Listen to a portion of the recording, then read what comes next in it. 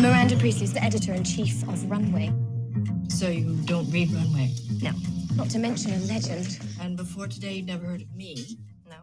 You work a year for her, and you can get a job at any magazine you want. You have no style or sense of fashion. No. That wasn't a question.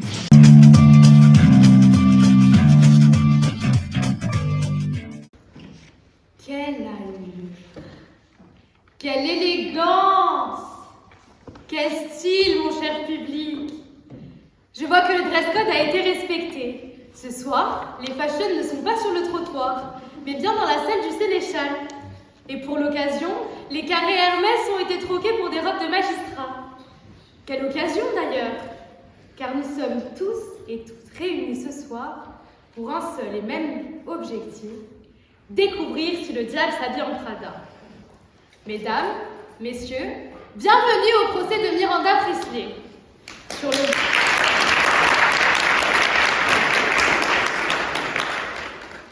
Sur le banc des accusés, une légende de la mode. Celle qui incarne à elle seule le rêve et le cauchemar de toute une industrie. Car celui qui a un jour foulé du talon les couloirs du magazine Runway sait que Miranda ne fait pas dans la dentelle. Derrière la rédactrice en chef de génie se cache une patronne redoutée, une dirigeante impitoyable. Mais alors, qui est véritablement cette femme? Est-elle la visionnaire façonneuse de tendances, ou bien le tyran en Jimmy Shoes qui écrase tout sur son passage? A-t-elle simplement exigé l'excellence, ou a-t-elle fait de l'enfer un code vestimentaire pour ses employés? Ils sont 6 incroyables talents, 3 à l'accusation et 3 à la défense. Ils défileront devant vous et tenteront de renverser les tendances. Mais qui doivent-ils séduire ce soir? Pour départager l'accusation de la défense, nous pouvons compter sur notre jury d'exception. Pour commencer, honneur aux dames, nous avons le plaisir de compter parmi nous Madame Stéphanie McClellan, professeure agrégée d'anglais à l'IEP de Toulouse.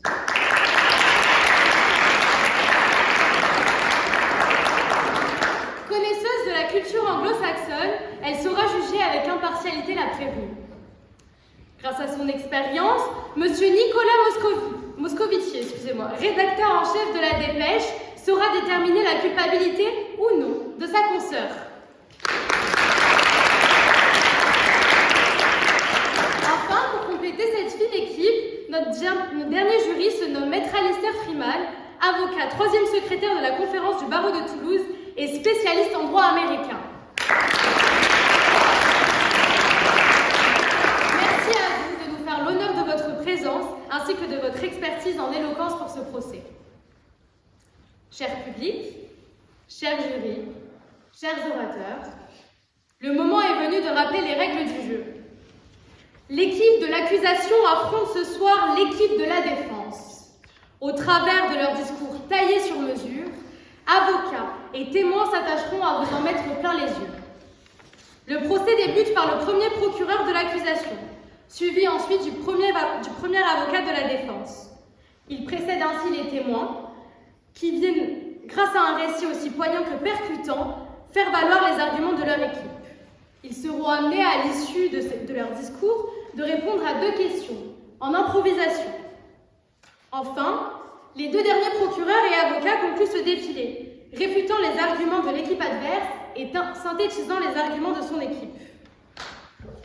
Pour le bon déroulé de ce procès et par respect pour nos orateurs et oratrices, nous vous demandons de bien vouloir mettre vos téléphones en mode silencieux et de faire le moindre bruit possible. Je sais que vous êtes impatients. Vous serez ce soir les témoins privilégiés d'un procès où chaque mot, chaque geste, chaque argument compte. Et comme dans tout bon défilé, seuls les plus audacieux seront victorieux. Mesdames, messieurs, que le procès de Miranda Priestley commence. J'appelle l'accusé à la barre.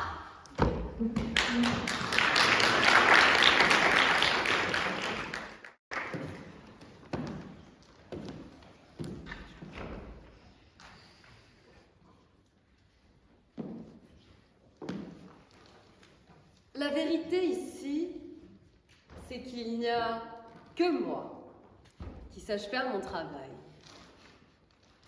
Il suffit de regarder autour de vous pour constater l'étendue de l'ignorance qui m'entoure. Vous avez des idées, certes, mais avez-vous vraiment réfléchi à ce que cela implique? Non, je ne pense pas. Vous vous croyez audacieux, mais laissez-moi vous le dire, ce n'est qu'un amalgame de médiocrité. Vous voulez les faits? Les voici. Premièrement, on ne demande pas la jeune femme. Mais je peux vous dire que je suis à la tête de Runway depuis que c'est passé d'une simple revue à la référence mondiale de la mode. Vous êtes là, tous à me regarder, à essayer de trouver une faille, une brèche dans mon travail. Mais sachez-le, je n'ai eu que de la discipline, de la passion et de la conviction. On ne va pas loin avec un peu d'originalité. Vous mettez en accusation une femme qui a tout sacrifié pour son travail. Et vous osez remettre en question son autorité. C'est un scandale. J'ai consacré chaque minute de ma vie à faire de Runway ce qu'elle est aujourd'hui, à imposer des standards que vous n'êtes même pas capable de comprendre. Alors oui, j'ai sacrifié des relations, des moments précieux, peut-être un peu de mon humanité. Mais ce n'était pas des sacrifices, c'était de l'investissement. Et c'est grâce à cet investissement et à sa détermination que Runway est devenu ce qu'il est aujourd'hui. Sans moi, vous ne sauriez toujours pas ce que signifie tendance ou élégance. Mais vous n'y prendrez pas. Hein. J'ai également travaillé avec des tailles 38, 1,40. Mais quel que soit le regard que vous posez sur moi, sachez que rien de ce que je n'ai fait n'est accidentel. Tout a été méticuleusement orchestré, et si dans votre monde rétréci, vous avez l'audace de prétendre que mes décisions étaient excessives, je vous le rappelle, c'est dans l'excès que l'on trouve la grandeur. Et maintenant, vous osez me juger. Vous me demandez de m'excuser pour avoir défendu mon empire, pour avoir façonné ce monde à l'image de ma vision. Vous pensez que n'importe qui aurait pu faire aussi bien. Vous pensez qu'un peu de talent suffit, que l'audace seule peut renverser des décennies de perfection. Surtout, vous pensez que votre avis m'intéresse, que je devrais me soucier de vos petites opinions, de vos analyses en profondeur. Vous pensez beaucoup. Oui. Mais vous ne réfléchissez pas. Avez-vous déjà dirigé un empire? Avez-vous déjà pris une décision qui façonne une industrie entière? Avez-vous déjà eu entre vos mains le pouvoir de briser une carrière en un claquement de doigts? Non.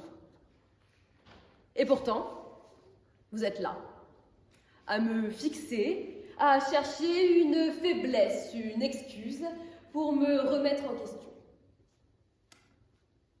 Mais qu'est-ce qui vous fait croire que vous en avez le droit? Qu'est-ce qui vous fait penser que votre insignifiante existence pourrait ne serait-ce qu'égratigner la mienne? En fin de compte, vous vous trompez lourdement, parce que la vérité, c'est que tout ce que vous êtes, tout ce que vous avez, tout ce que vous souhaitez, tout ce que vous aspirez à être. Ce n'est qu'une pâle imitation de ce que je suis et de ce que j'ai construit.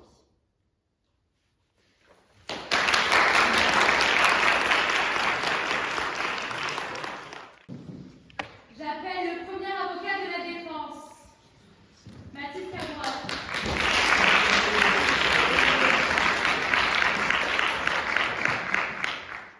Ce soir, nous voilà rassemblés aux confins du 9e cercle des enfers, où les ténèbres seules osent résider. Aujourd'hui, le diable, dépouillé de ses antiques attributs, cornes et fourches, se repaît de la nouvelle marque de la bête. Un seul nom, Prada. Si ce soir nous sommes réunis, c'est pour mettre fin au règne tyrannique de Miranda Presley et enfin exorciser la haute couture de sa présence néfaste. Elle, qui se voyait au sommet du monde de la mode, la voilà, devant vous, jugée pour un fashion faux pas juridique. Au premier abord, Miranda Presley apparaît comme la quintessence d'une cruauté déguisée en élégance. Ses habits, soigneusement choisis, sont en vérité une armure qui cache toute l'obscurité de son âme. À la manière d'une des moires, Miranda décide de couper un fil pour s'en faire les plus beaux habits. Est-ce là un élan de génie vestimentaire? Non. Car en réalité, les fils de ses habits ne sont que les destins brisés de ses employés. Des vies détruites, piétinées et honteusement affichées comme des trophées. Son visage, impassible et apathique, juge à longueur de temps ses employés. Mais désormais, c'est elle qui est jugée ce soir. Jugée non pas sur son apparence ou sur son empire, mais bien sur des actes. Car si je n'ai pas le sens de la mode, j'ai bien celui de la justice. Votre honneur, mesdames, messieurs les jurés, si je me tiens devant vous aujourd'hui, c'est avant tout pour vous protéger. En vous épargnant d'être embauché par Miranda Presley. Car savez-vous ce que cela représente? Une pression constante au bureau, un mépris considérable et des tâches insensées à des heures qui ne sont encore plus. J'ai ici le récit de certains de ces délires. Imaginez, le soir tant attendu de vos retrouvailles avec votre père, après de longs mois de séparation, toute la joie de le revoir, enfin pouvoir le serrer dans vos bras, tout ceci envolé en un instant par un simple coup de téléphone. L'avion de Miranda est annulé. Cet instant précieux se retrouve confisqué par une personne qui n'a que faire si la journée de travail de son employé est terminée. Une personne qui ne respecte pas la vie privée de son personnel et qui jamais, au grand jamais, n'a rémunéré les heures supplémentaires de ses salariés. Cette pince porte un nom, c'est Miranda. Et après vous êtes fait voler vos retrouvailles, voilà obligé de trouver un jet Miami-New York, alors que tous les vols sont annulés. Tout ça pourquoi? Un enterrement? Un accident grave? Un appel à comparaître pour un procès? Tout simplement pour écouter le récital de ses filles. Car oui, Madame Presley, vous avez des enfants, 2 filles à ma connaissance. Mais savent-elles seulement qu'elles ont une mère? Elles doivent connaître vos assistantes, par contre. Pas leur nom, j'en doute, à la vitesse où elles défilent, mais bien au vu de leur utilité. Afin d'accomplir votre rôle de mère, vous préférez les cadeaux matériels inutiles. Mais derrière chaque demande de vos enfants, ce qu'elles réclament vraiment, c'est votre attention. Aujourd'hui, il est grand temps de reconnaître le manquement parental dont vous vous rendez coupable. Vous ne partagez guère de moments avec eux, et ce constat nous confronte à une négligence parentale d'une ampleur des plus flagrantes. Imaginez, votre honneur, la détresse psychologique quotidienne de ces pauvres enfants, privés du soutien émotionnel essentiel à leur épanouissement. Un désastre dont les répercussions sur leur développement seront des plus tragiques. Il est évident que lorsque vos enfants vous ont demandé le dernier manuscrit de J.K. Rowling, c'était bien plus qu'un simple livre. C'était un appel à l'aide, un cri du cœur, un désir ardent d'amour maternel qu'elles vous ont adressé. Un moyen de recevoir une part de votre attention omnibulée par renouée. Vos filles cherchaient probablement un moyen une référence commune, établir une connexion entre vous. Et non, après l'échec de votre assistante Andrea pour vous trouver votre vol Miami-New York, vous avez préféré transformer un cadeau pour vos filles en punition envers Andrea. Vous utilisez vos propres filles afin de faire souffrir vos employés. Et cela, votre honneur, mesdames, messieurs les jurés, Andrea vous en parlera elle-même dans son témoignage. À ce stade-là, il ne s'agit même plus seulement d'une dirigeante tyrannique ou d'une mère absente, mais d'un véritable monstre. Son règne a semé la terreur au point que son magazine devrait se renommer Runaway, tant ceux qui y travaillent ne rêvent que de fuir. Par son insatiable volonté de domination et en rabaissant constamment ses employés, elle a créé un environnement grossophobe, où même un 38 ou un 40 est considéré comme une hérésie esthétique.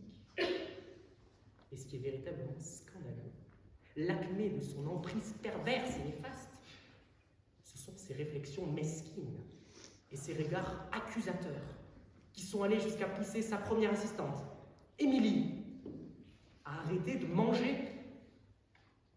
Car oui, si vous ne l'aviez pas encore compris, Madame Presley n'est pas qu'une simple manipulatrice. Son emprise psychologique ne détruit pas seulement des carrières, elle consume des âmes, car elle sait comment s'immiscer dans vos esprits. Par ses résultats et réussites, elle vous fait miroiter une carrière superbe, qu'elle seule parrainera. Mais à quel prix? Quelle part de votre humanité va-t-elle corrompre lors de son passage? Qui, sans compter Lucifer, peut échanger votre âme contre votre souhait le plus cher? Ce soir, nous le savons. C'est Miranda Presley. Votre honneur, mesdames, messieurs les jurés, contre l'accusé, nous retirons le retrait de la garde des enfants de Madame Presley, ainsi que le financement intégral de leur pension, et son licenciement immédiat en tant que rédactrice en chef du magazine Runaway.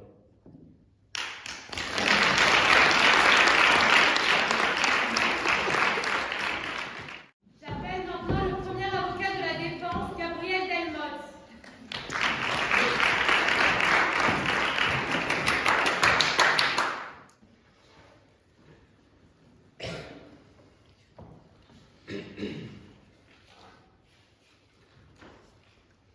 Défendre le diable en personne, c'est trop d'honneur pour un avocat. Non, vraiment, j'insiste. C'est trop d'honneur. Trop d'honneur de me retrouver devant vous tous, venus par un plaisir pervers contempler la bête. Alors, puisque vous êtes là, voyez par vous-même sa stature de colosse dissimulant à peine ses jambes de bouc, ses cornes de bélier, son hideuse barbe, ses yeux de chèvre et sa queue pointue. Ah non. Me suis-je trompé d'audience? Est-ce vraiment bien là le procès du diable qui porte du Prada? Suis-je moi-même réellement l'avocat du diable? Ou ne serais-je pas plutôt l'avocat de Madame Miranda Presley, simple mortelle qui a pourtant réussi par son génie, ses sacrifices et son travail à devenir l'icône la plus marquante du monde de la mode? Vous l'aurez compris, par cette diabolisation, ma cliente est victime d'une campagne diffamatoire dont ce procès est le point d'orgue. Il n'est pas la manifestation d'une justice libre et éclairée, mais plutôt la conclusion d'une cabale médiatique. La foule, amassée en témoigne et ne fait que confirmer mes craintes. C'est un procès inéquitable, dû à l'image publique désastreuse qui salit Madame Presley. Ainsi, votre honneur, mesdames, messieurs les jurés, je demande purement et simplement son annulation, ainsi que l'abandon de toutes les poursuites engagées contre ma cliente. Des poursuites de toute manière absurdes, qui illustrent de la part de nos chers procureurs un manque de maîtrise ahurissant du droit du travail de l'État de New York. Car je me dois de rappeler que ce n'est pas le droit français qui s'applique, mais bien le droit new-yorkais. Un droit construit autour des valeurs de la société américaine, au sommet duquel trône la liberté. Un droit par conséquent souple, qui a permis à Miranda d'arriver là où elle en est. En clair, ma cliente n'a rien commis d'illégal. Elle était dans son bon droit. Elle était dans son bon droit d'instaurer un cadre de travail dur, certes, exigeant, assurément, mais définitivement légal. L'accusation d'un environnement d'un environnement toxique et de harcèlement au travail ne tient pas. En effet, selon le droit new-yorkais, pour qu'un environnement de travail soit reconnu hostile, le comportement de Mme Priestley doit inclure menaces, agressions ou discrimination. Chose que n'a pas faite ma cliente. Prétendre le contraire est malhonnête et relève plus de la vexation personnelle dans un cadre de travail rendu tendu par les exigences du milieu. Pour être reconnu comme hostile, l'environnement de travail doit également être dégradé en permanence, une pression constante qui étouffe les employés. Ce qui n'est, là encore, pas le cas. Les conditions de travail sont difficiles, mais raisonnables au vu de la particularité de l'industrie. Particularité reconnue et protégée par la loi. La nécessité d'être disponible à tout moment et de répondre aux exigences strictes de Miranda est une réalité de l'industrie, pas un abus, pas un abus de pouvoir. Les exemples de l'accusation sont marginaux puisqu'ils appartiennent à des moments de crise inhérents au milieu et n'illustrent pas la réalité des conditions de travail dans le magazine. La tentative de cadrage opérée par l'accusation est malhonnête et occultante. Vous l'aurez donc compris, aucun des deux critères pourtant nécessaires à la qualification d'un environnement de travail hostile n'ont été démontrés. De plus, les préjudices qu'aurait engendré un tel environnement n'ont pu être prouvés. Pour que ma cliente soit reconnue coupable, il faut que son comportement affecte de manière tangible ses employés, ce qui n'est pas le cas. Emily Charlon s'est infligé un régime drastique en vue de la Fashion Week pour correspondre à des normes qui ne sont pas imputables à ma cliente. Comme le prouve d'ailleurs la décision finale d'y convier plutôt une Andrea Sachs ne correspondant pas pourtant à ces normes de minceur extrême, une 42. Quant à Andreas, l'impact psychologique n'est pas avéré, le stress et l'anxiété des premières semaines étant inhérents à l'acclimatation de ce milieu. La dégradation de ses relations sociales sont de l'ordre de l'échec personnel et ne saurait être le fait de ma cliente. Plus particulièrement, la dégradation de sa relation avec Knight est le fruit d'une absence de communication mutuelle, d'une absence de compréhension de la part de ce dernier, focalisé par ailleurs sur sa propre carrière, ainsi que d'un désintérêt pour la relation de la part d'Andreas. Comme le montre sa petite escapade avec Christian Thompson. Pas de Miranda là-dedans. Il n'y a donc pour prouver un environnement de travail hostile ni les causes ni les conséquences. Excusez-moi du peu. D'autant plus qu'aux États-Unis, les contrats de travail reposent sur la liberté. La liberté de l'employeur comme de l'employé d'y mettre fin à tout moment. Cette doctrine de l'emploi à volonté atteste que c'est la responsabilité d'Andreas de partir si les conditions de travail ne lui convenaient pas. Elle est restée en poste en connaissance de cause et en a même, ironie de l'histoire, tiré moult bénéfices personnels. Réseau, expérience professionnelle hautement valorisée, vêtements et accessoires de grande valeur, estime de Miranda. Il est mesquin de cracher sur le pâtissier d'un gâteau qu'on a pourtant si avidement dévoré. En réalité, ce qu'on cherche à mettre en cause, ce sont des méthodes inhérentes à l'industrie et à sa compétitivité. Mme Priestley est pourtant libre de choisir ceux qui l'entourent et comment ces derniers travaillent pour elle, selon ses propres critères qui permettent à la revue d'être compétitive dans ce milieu. Parmi ses collaborateurs, Nigel vous expliquera mieux que moi comment Miranda Priestley est la définition même d'excellence. Car c'est bien d'excellence qu'il s'agit. Dans un milieu aussi impitoyable, on ne peut survivre si on ne fait pas preuve d'autorité, de fermeté, d'exigence.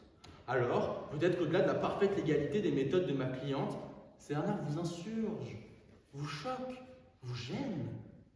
Sachez alors que, tandis que vous assumez votre mauvais goût vestimentaire, Miranda Priestley, elle, n'assume pas sa manière de diriger. Elle la revendique.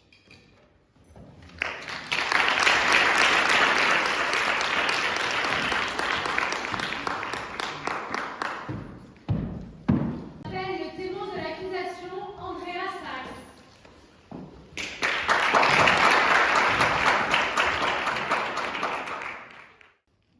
Votre honneur, mesdames et messieurs les jurés, j'ai compris que je n'étais pas faite pour travailler dans le milieu de la mode dès mon premier jour chez Renoir. Imaginez un open space lumineux, une ambiance chaleureuse, pleine d'effervescence créative, presque de magie. Puis, soudain, tout bascule.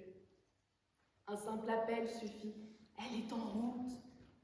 Les employés se pressent, paniquent, ordonnent leurs dossiers sur leur bureau. Les rédactrices troquent leurs chaussons contre leurs talons aiguilles et réajustent leurs costumes hors de prix, comme si leur carrière, leur vie entière dépendait d'un juste pli. Et c'est bien le cas. L'ascenseur s'ouvre, elle entre.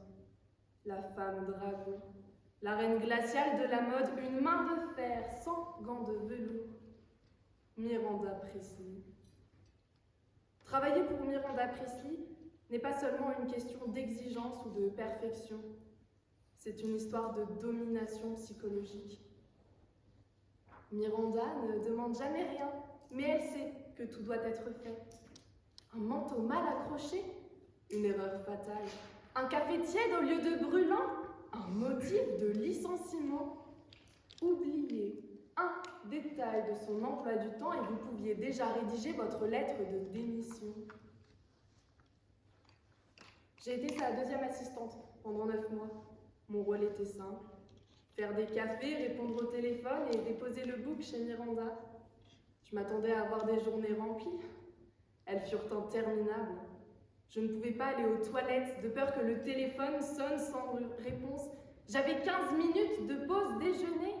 Et puis, comment expliquer les appels à 6h15 du matin pour des urgences qui n'en sont pas? Les mails que j'envoyais du bureau à 2h du matin en attendant que le book soit prêt pour aller le déposer chez elle? Puis, d'autres tâches à effectuer dépassaient non seulement le cadre professionnel, mais également mes fonctions. Je lui ai réservé des soirées avec son mari dans des restaurants huppés. J'ai promené son chien. J'ai essayé en vain d'organiser un vol privé en plein ouragan, vérifier les freins de sa voiture, arpenter la 5e avenue avec 2 planches de surf sous les bras pour ses filles, de qui je faisais les exposés. J'ai vu mes collègues s'effondrer sous la pression, se faire remplacer en un claquement de talons. Nous n'étions personne, même pas des prénoms, simplement une ligne de plus à remplir sur le bulletin des salaires. Tous remplaçables. Pendant 9 mois, je me suis tuée au travail et je n'ai jamais eu aucun signe de reconnaissance. Alors, je sais qu'on va m'accuser de ne pas avoir démissionné plus tôt, mais j'étais totalement sous son joug. Qu'elle menace de me licencier ou que je vais m'en aller, la conséquence est la même. Je n'aurais jamais d'avenir dans n'importe quel magazine. Je me serais retrouvée sur sa liste noire. On m'avait dit que survivre un an sous ses ordres me garantirait une belle carrière de journaliste. Je savais que Runway n'était pas ma place. Pour moi, la mode, c'est juste des fringues. Mais pour vous, c'est quoi la mode? Et pour Miranda Priestly, l'élégance éternelle, hein? Bien sûr que non. La mode, c'est un chiffre d'affaires lié au nombre d'exemplaires de Runway vendus chaque mois. La mode, ce sont des soirées mondaines entre invités triés sur le volet qui se méprisent discrètement. La mode, c'est la soumission silencieuse à ses supérieurs. La mode, ce sont des rédactrices qui se font vomir dans les toilettes pour rentrer dans une robe en 36. Derrière les brushings impeccables et les pages glacées des magazines se cache un monde où l'humiliation et l'exploitation sont la norme. Un jour, j'ai dû lui trouver des copies inédites du manuscrit d'Harry Potter pour ses filles. 3 heures pour dénicher un éditeur qui accepte de braver la loi, faire des copies, les relier, les couvrir, les livrer aux jumelles.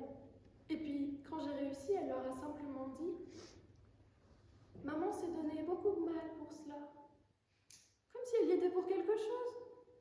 Parce que c'est ce qu'elle fait. Miranda Priestly vous manipule, s'octroie tous les honneurs de votre labeur. Elle vous isole, vous éloigne de vos amis, de votre famille, de vos valeurs, jusqu'à ce que vous n'ayez plus que Runway. Alors j'ai commencé à comprendre. Au-delà de la rigueur ou de l'excellence, c'était du sadisme.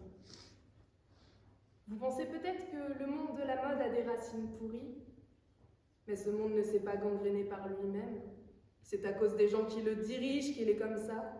Miranda façonne Runway à son image. Et j'ai fait le choix de ne pas lui ressembler. J'ai pris du recul. Aujourd'hui, je refuse qu'une autre femme passe par ce que j'ai vécu.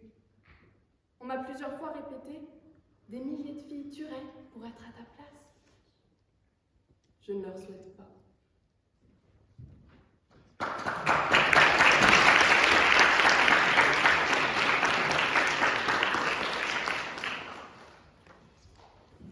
Vous dites ne pas souhaiter que des filles tuent pour être à votre place. Pouvez-vous cependant nous lister la liste donc de tous les bénéfices que vous avez, dont vous avez bénéficié à votre passage chez Runway? Peut-être que bien des gens aimeraient les avoir, ces bénéfices. Alors je dois à Runway mon premier emploi, c'est vrai, ce n'est pas tous les jours qu'on en trouve un. Et puis, quand vous parlez de bénéfices, vous pensez peut-être, et en tout cas c'est ce que vous avez dit, les vêtements, les cadeaux. Alors, il faut savoir que les cadeaux que Miranda nous offrait n'étaient pas généreusement offerts et que c'était simplement les cadeaux de luxe qu'elle recevait et dont elle ne voulait pas se débarrasser elle-même. Donc si je comprends bien, vous allez demander à vos amis qui ont largement bénéficié de ces cadeaux, je pense à votre meilleur ami et ce sac Louis Vuitton d'une valeur de 2500 $ si mes souvenirs sont bons. Vous allez donc leur demander de restituer ces objets de valeur, si je comprends bien votre propos. Eh bien, ils le feront tout à fait honnêtement s'ils le veulent, mais je pense que vous vous éloignez du cœur du sujet en parlant de mes amis et non pas de l'accusé.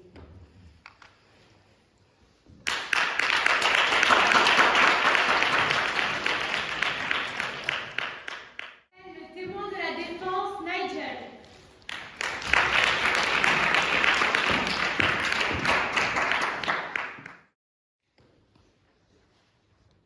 Je suis Nigel, directeur artistique de Runway, agence de mode numéro 1 mondiale. Bon, madame, messieurs les jurés, je n'ai pas de temps à perdre. Premièrement, permettez-moi de vous dire que vous n'avez tous rien compris. Bien sûr qu'elle est exigeante.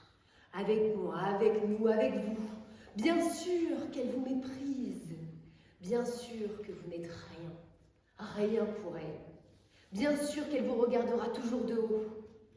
Et pourtant, aujourd'hui, je la défends. Jamais cette femme n'a eu le cœur dur comme elle tentait de nous le faire croire. Si elle a engagé la petite, c'est bien parce qu'elle va au-delà des apparences. Vous l'avez vue, la petite. Vous avez vu Miranda. Je pense pouvoir dire que c'est charitable, n'est-ce pas? Vous savez, j'ai travaillé toute ma vie dans la mode. Toute ma vie. Toute ma vie, j'ai rencontré des perdants, presque tous. Et des battants. Quelques-uns, quelques-unes. Et je peux vous jurer que si Miranda devait être coupable de quoi que ce soit, aucun de ces battants n'est moins coupable qu'elle. Aucun. Cependant, beaucoup d'entre eux étaient des hommes. Exigeants, sévères, surtout perfectionnistes. Tout comme les Miranda. Et pourtant, on ne les accuse pas d'être cruels, injustes, autoritaires. On les juge passionnés, charismatiques, géniaux. Eux, ce sont des leaders, des hommes qui savent ce qu'ils veulent. Eux ne sont jamais sur les bancs d'accusation. Miranda est maligne, intelligente, et pire que tout, c'est une femme. Et ça vous dérange. Mais revenons sur ce que vous ne voulez pas comprendre. Elle sait tout. De la mode, tout. Alors oui, elle peut donner des leçons, surtout à des petites incompétentes qui présentent pouvoir travailler et être efficaces dans un milieu d'où elles ignorent tout. J'ai aidé Andrea quand il fallait sauver son look, quand elle avait besoin de comprendre l'honneur et le prestige que représente cette place auprès de Miranda. Je lui ai offert d'une certaine façon mon amitié, à peine, précise. Mais sans moi, ça aurait été pire. Et je lui ai dit qu'elle devait sûrement partir si elle ne pensait pas pouvoir avoir les épaules pour ce travail. Miranda a laissé le choix à Andrea elle aussi, et une fois partie, elle lui a offert sa recommandation auprès d'autres employeurs, sans aucune grande dame qu'elle est. Et puis, personne ne l'a forcée, Andrea. Personne ne lui a demandé de rester. Personne n'a tenté de la contraindre. Andrea a choisi, comme Émilie a choisi. Elles étaient prévenues, mais savaient qu'elles allaient retirer une satisfaction immense. celle de se dédier totalement à une seule quête, se confronter à une exigence sans fin et une excellence incomparable. Tout est histoire de choix. Croyez-moi, une fois de plus, vous n'y connaissez rien. Rien. J'ai travaillé à ses côtés pendant des années. J'ai vu la nécessité impitoyable d'anticiper chaque tendance avant même que le monde ne l'aperçoive. Où serions-nous si les génies de ce monde avaient tous choisi d'être aimables plutôt qu'exigeants?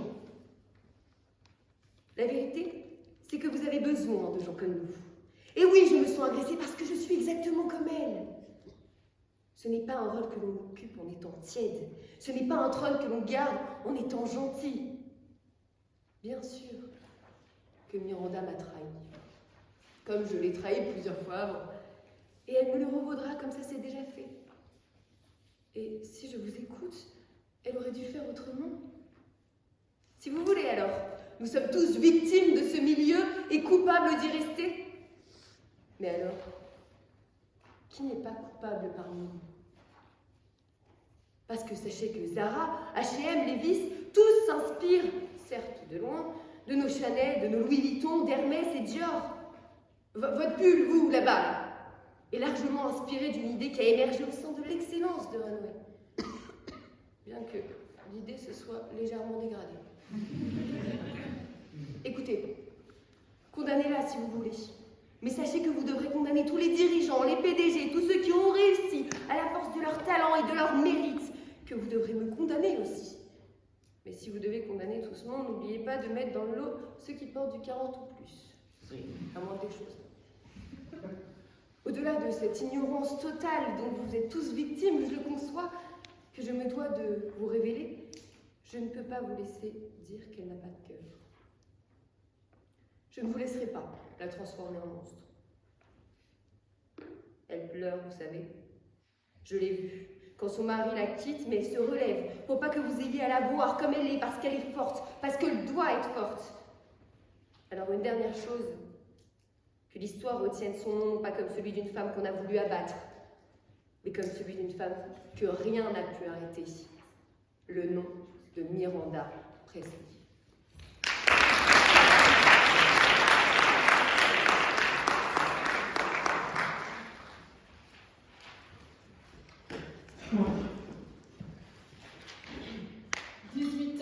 À la servir ferveusement. Vous semblez content en plus. Elle vous a récompensé une belle promesse, un haut poste. Mais alors comment expliquez-vous qu'elle vous ait trahi? Comme je l'ai dit, Miranda m'a trahi, comme je l'ai déjà trahi. C'est exactement le milieu que j'ai tenté de vous expliquer et que vous n'avez pas compris.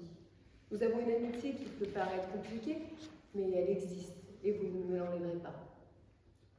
Ce que je ne comprends pas, c'est comment on peut considérer une personne comme une amie lorsqu'on ne fait que la trahir, et c'est en plus bilatéral, mais soit.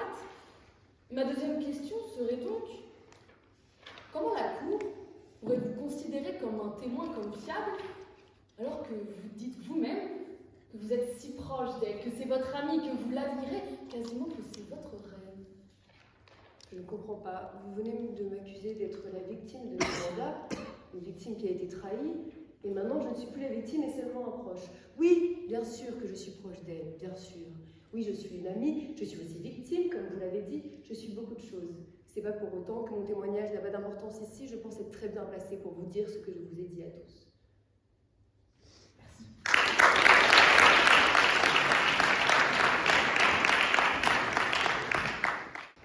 Pour conclure l'accusation, j'appelle la deuxième procureure, Suzanne Bouffola.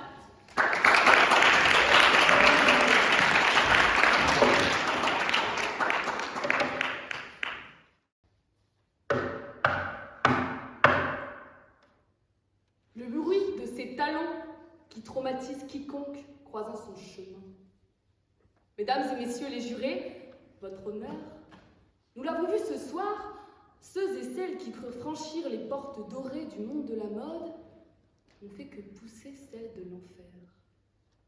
Vous pensiez trouver la lumière des projecteurs, l'éclat du tapis rouge, l'incandescence de la célébrité.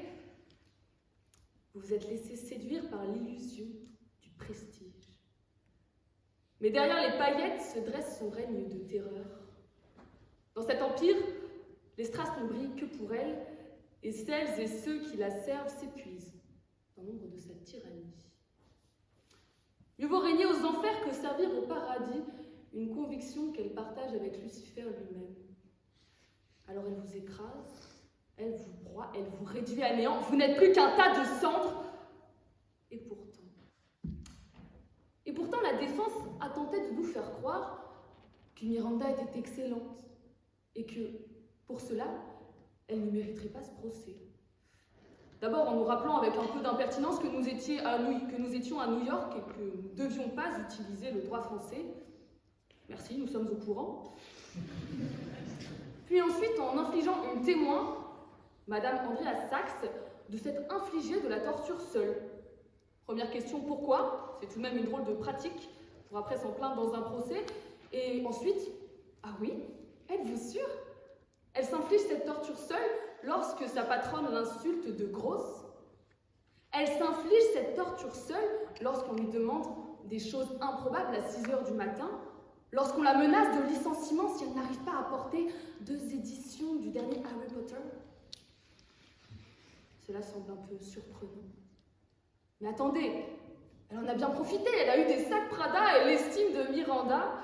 Bon, elle a aussi détruit sa relation de couple, eu des mois de thérapie, mais soit, c'est quand même super des Prada.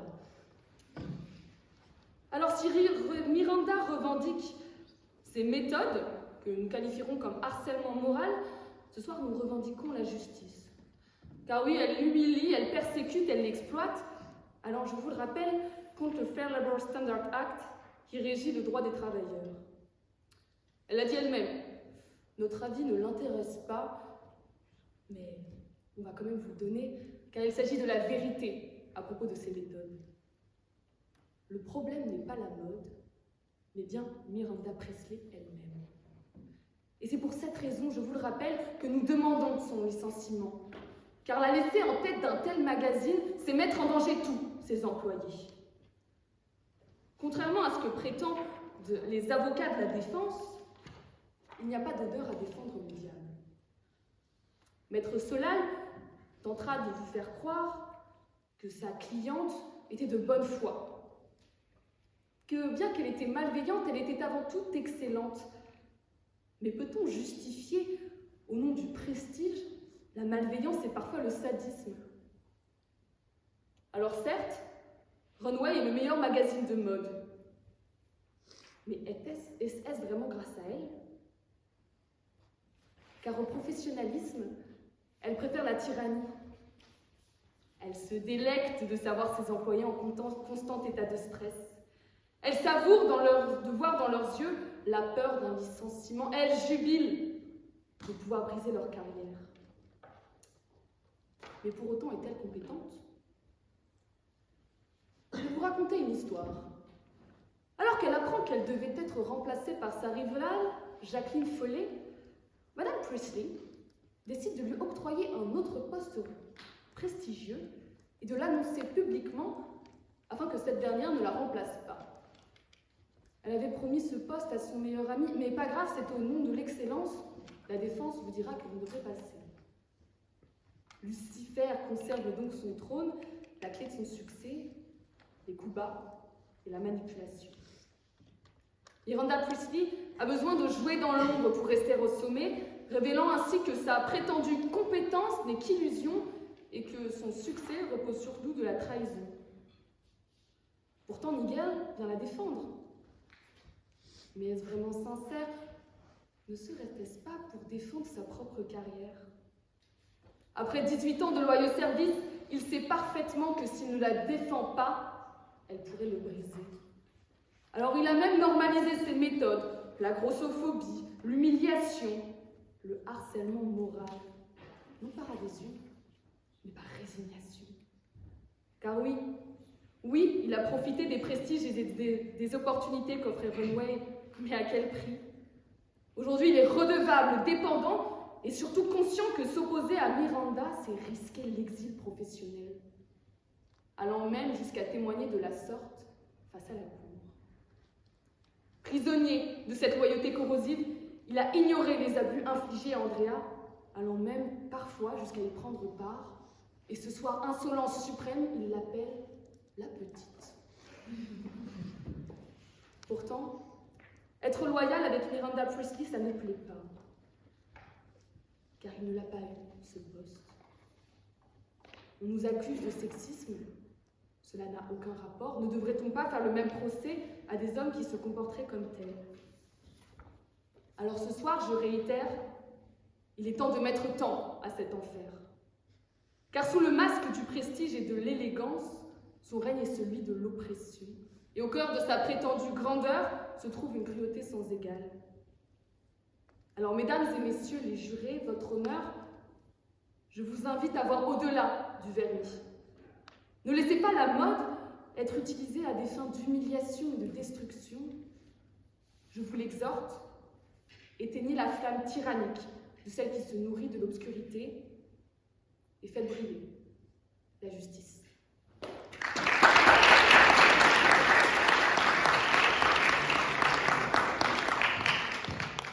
Pour conclure, du côté de la défense, j'appelle le deuxième avocat, Noé Solal.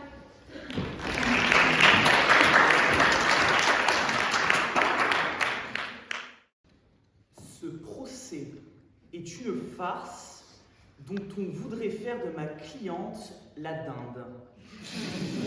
Apprenez ce soir que Miranda Priestley n'a rien à voir avec ce disgracieux volatile. C'est un phénix. Vous pourrez tenter autant de fois qu'il vous plaira de la mettre à bas, de l'évincer, de la calomnier.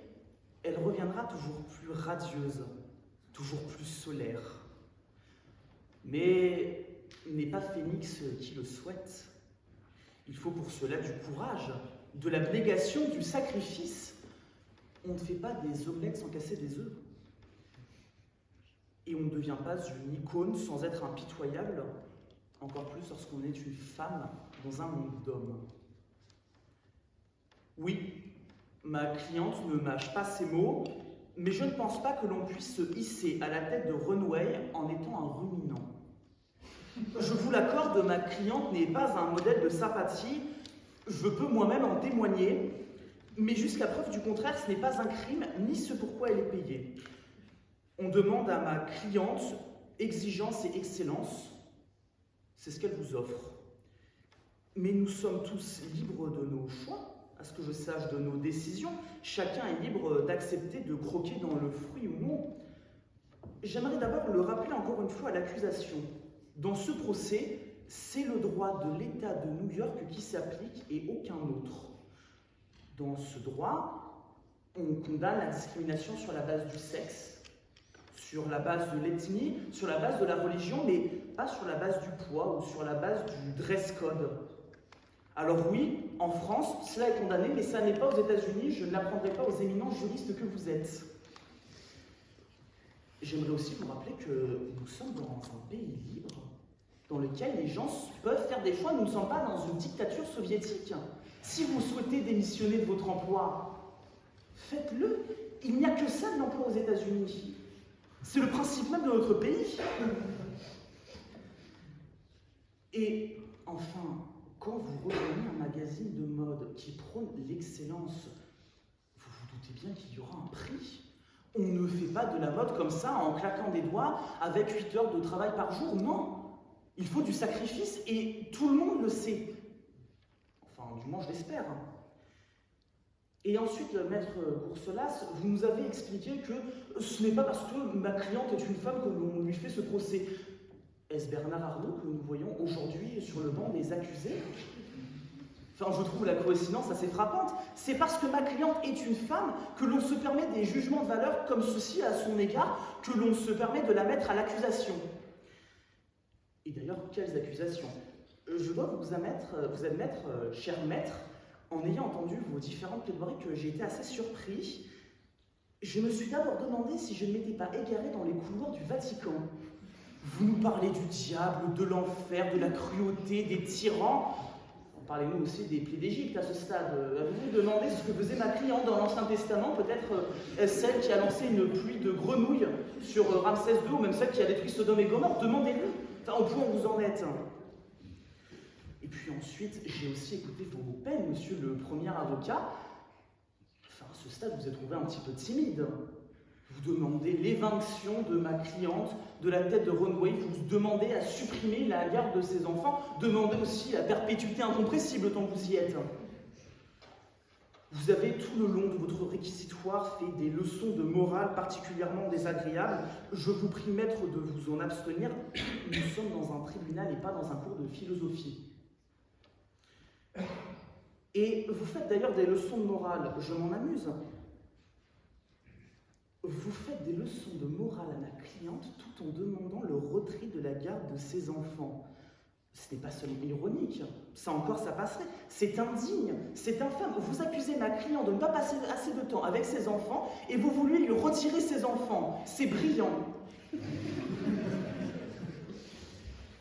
Ensuite, j'ai écouté votre témoignage, Andrea. Il est, ma foi, assez édifiant. Vous commencez en affirmant « J'ai compris que je n'étais pas faite pour ce milieu dès le premier jour ». Pourquoi êtes-vous resté? Vous parlez ensuite des fameux motifs de licenciement pour des pauses toilettes trop longues ou des pauses déjeuner trop longues. Quelles sont vos preuves? Vous inventez, vous affabulez, mais vous n'avez pas de preuves. Vous plaignez aussi de la courte durée de ces pauses, mais enfin, nous sommes dans un pays libre où l'employeur est libre d'agir comme il le souhaite. Nous ne sommes pas en URSS, Dieu merci. Vous étiez sous son joug. Enfin, vous en êtes la seule responsable. Vous avez décidé, vous, de rester sous son joug. Vous avez décidé, vous, de rester alors que vous sentiez que cela ne se passait pas bien. Votre petite amie se plaignait de votre emploi du temps. Vous avez décidé de rester. Prenez vos responsabilités. Assumez d'être responsable de vos actes. Ce n'est pas une honte. Ensuite, vous nous décrivez l'enfer. Enfin, excusez-moi, je ne savais pas qu'en enfer, on distribue des robes et du maquillage. Si c'est ça l'enfer, mais je n'attends que d'y aller. Vraiment, et je pense d'ailleurs que les employés, les ouvriers, qui construisent vos maisons doivent être mortifiés à l'idée de ne pas y être. Ils aimeraient beaucoup y être en enfer, ils doivent être au paradis selon vos critères. C'est assez fascinant. Et puis ensuite, des cadeaux, mais quel prix! Vous nous dites, ah, c'est affreux, je vais devoir les rendre, ils ne sont pas corrects selon mes valeurs. Oui, enfin, vous allez les rendre, vous allez les vendre sur Vinted. Encore une fois, j'ai connu sacrifice plus important. Bon, je ne reviendrai pas sur le reste de ces témoignages, il est assez édifiant, et mon collègue aura posé les questions qui s'imposent. J'aimerais revenir maintenant sur votre réquisitoire, maître Boursolas. Vous avez parlé à la place de votre témoin, vous avez parlé à la place de mon témoin, vous avez parlé à ma place. Je vous en prie, ne parlez pas à la place des gens, ils sont capables de le faire eux-mêmes. Et s'ils ne peuvent pas, tant pis. Mais ce syndrome du super-héros, je le trouve assez désagréable à titre personnel. Alors, je vais vous répondre. Oui, ma cliente est dure. Mais non, elle n'est pas machiavélique. Ou dans ce cas, tous les chefs d'entreprise de ce pays sont machiavéliques. Je vous invite à les poursuivre. Ça va vous prendre un peu de temps. Oui, je défends ce soir la libre entreprise. Oui, ce soir, je défends le droit de l'État de New York et aucun autre droit. Oui, ce soir, je défends la justice. Oui, ce soir, je défends le libre arbitre. Je défends la responsabilité individuelle des gens. Et si cela doit faire de moi le diable, je prends ce titre avec plaisir.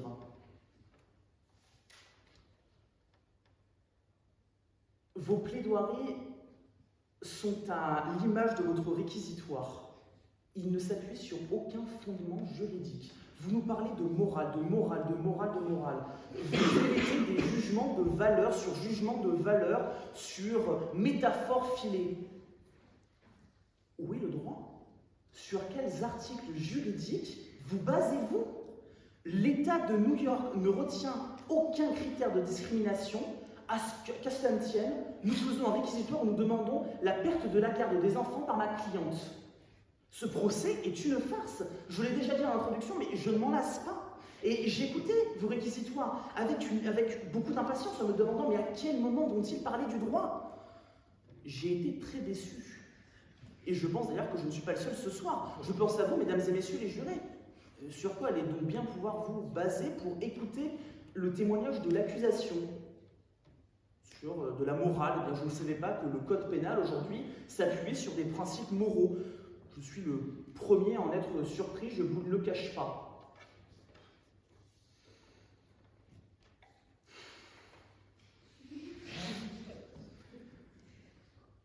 Je ne sais plus quoi dire. Non, vraiment, c'est fascinant. J'essaie de trouver les mots, mais au final, je ne ferai que me répéter. Vous n'avez pas d'argument juridique. Vous émettez des jugements de valeur sur ma cliente. Mais trêve de parole, trêve de pique, j'aimerais ce soir conclure. Mesdames et messieurs les jurés, la justice est avant tout la signature de ceux qui la rendent. Avant d'être une décision collective, c'est une décision individuelle. C'est vous, Madame la Présidente, vous, Mesdames et Messieurs les jurés, vous seuls, qui devrez servir la justice ou la déshonorer. Mesdames et Messieurs les jurés, je vous demande donc ce soir, et en conséquence, l'acquittement de ma cliente.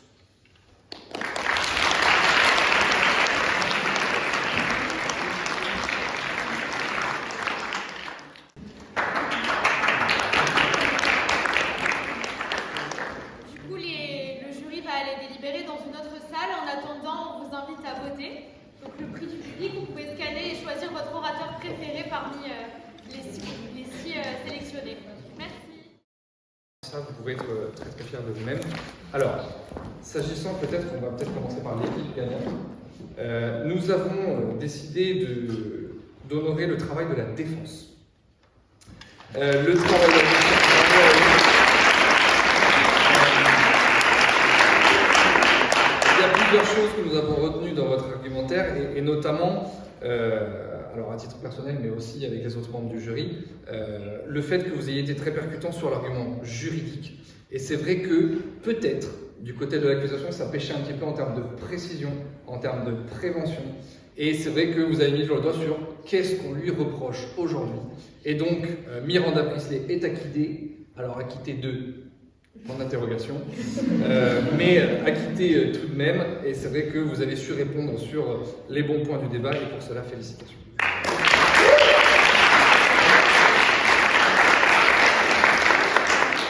Alors maintenant, nous incombait en tout cas la tâche ô combien difficile de désigner le meilleur ou la meilleure orateur. C'est une tâche qui est difficile parce que vous êtes 6, et 6 avec un niveau extraordinaire. Mais nous avons décidé de récompenser Suzanne Boursolin.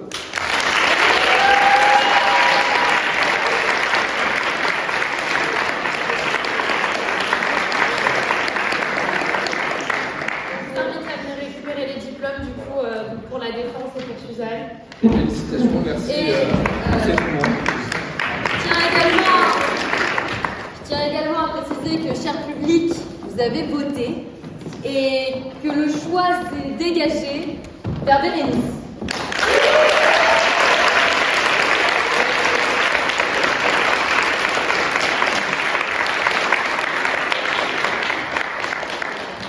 Merci à tous d'être venus, c'était vraiment un beau moment, on est content d'avoir partagé ça avec vous et d'avoir pu faire revivre cette icône du cinéma.